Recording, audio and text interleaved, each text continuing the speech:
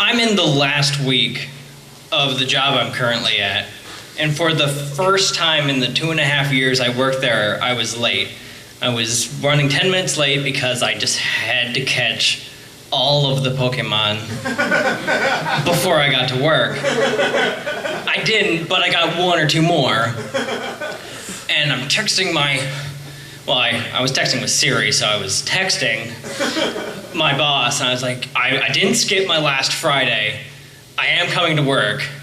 And she's like, it's all right, I'm running a little late too. I got to work 10 minutes late.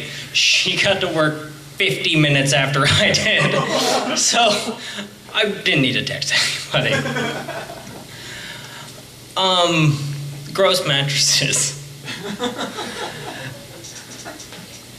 Your mattress, like, I am a man who has 4 cats, and cats throw up all the time.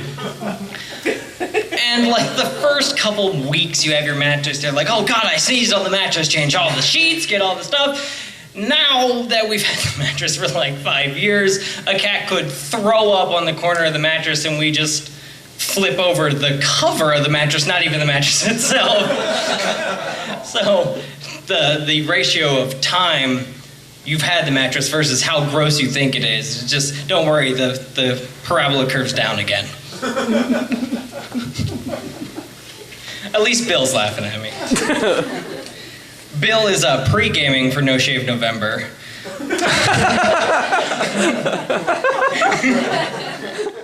The donut that you would kill your family for is a glazed cream filled. I worked at Dunkin' Donuts for 6 years. I can let you know.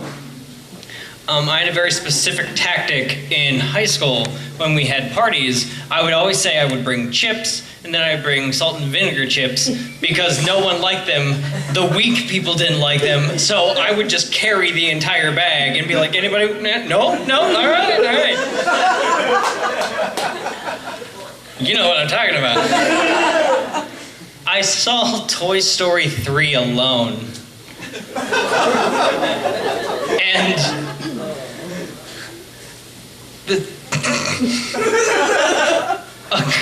I was the only one in there up until like a minute before the movie started. And a little girl and her mother came in, and the little girl was leading. And she sat right next to me. And her mother comes in and is just like, we're gonna...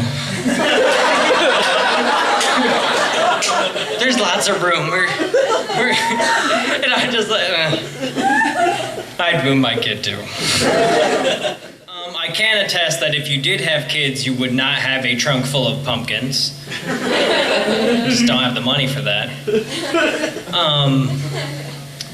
I once got a text message from my wife while I was at work. Your daughter pooped on the radiator. The radiator's hot, and I think I'm going to faint.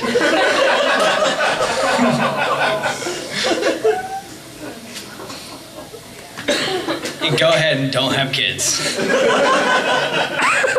She's the light of my life, but sometimes the light of my life poops on the radiator. It's just something you have to deal with. I've also worked with cats and dogs, and I have experience with giving insulin to cats and dogs, and at one point I had to give insulin to a cat. His name was Dino. He was about 13 years old. Dino's a nice cat most of the time. I opened Dino's cage and I'm like, hey Dino, it's time for your insulin, and I only get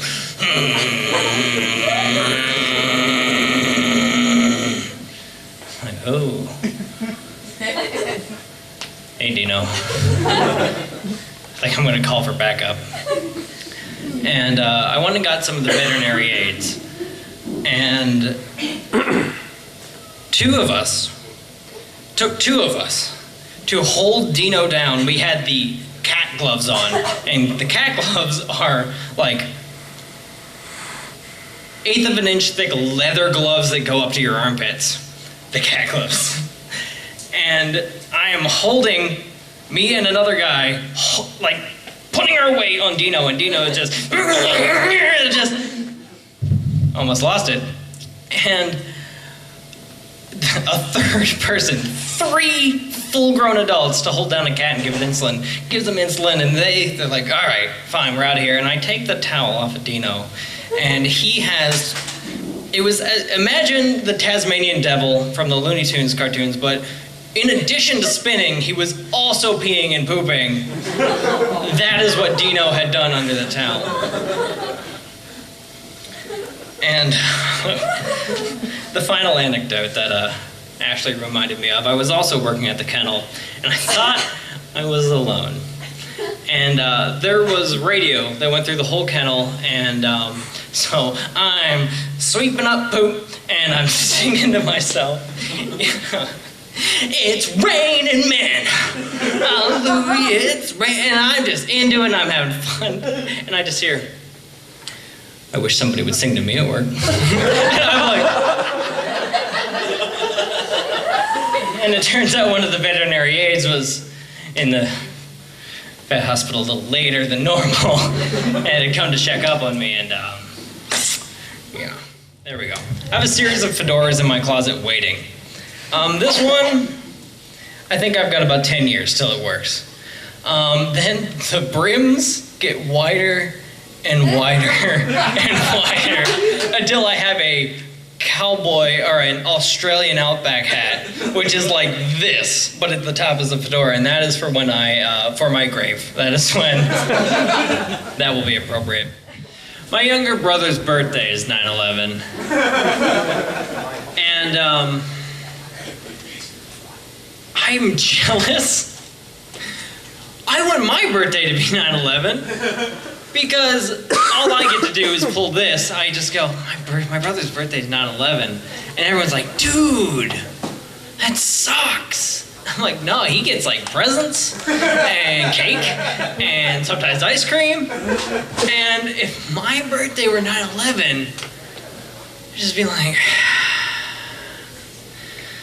what's wrong, man? I don't know, just it's 9/11, you know? It's my birthday. Just hug me.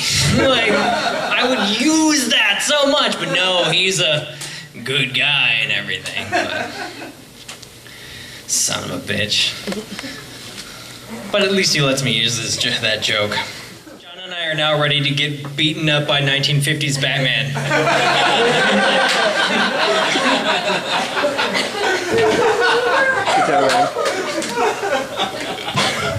All right.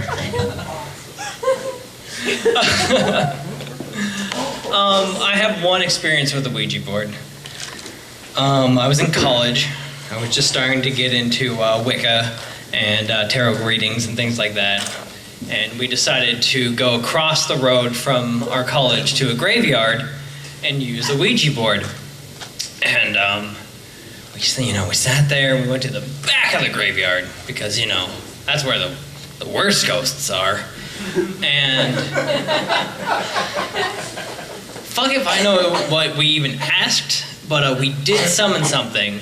It was a skunk, and that was the last time. That was all. That's my Ouija experience. They actually were able to create Doritos without the dust, but they decided to leave the dust in because that was part of the Doritos experience. That's the wrong experience, sorry. Right in. Thank you. One time I was picking my nose in my car in the parking lot of the Susquehanna Valley Mall, waiting for a friend of mine to go get his paycheck, and I'm digging, because what the fuck ever, I'm in my navy blue Astro van, I'll do what the fuck I want. And I dug a little too deep. And I started a nosebleed. And to this day, the most intense nosebleed I've ever had. I felt it like, oh, I'm like, uh-oh, I catch it. I'm just like, oh shit, and it's going.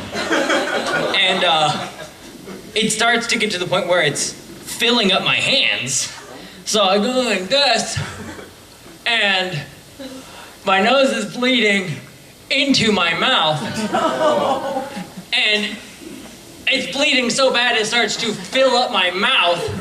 And my mouth is full of my own nose blood, and I'm like, I've got to make a decision here. I either like spit all this nose blood out onto my shirt, or I swallow it.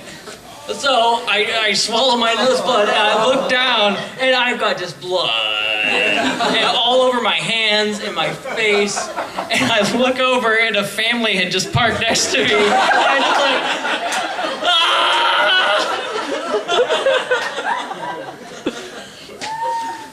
And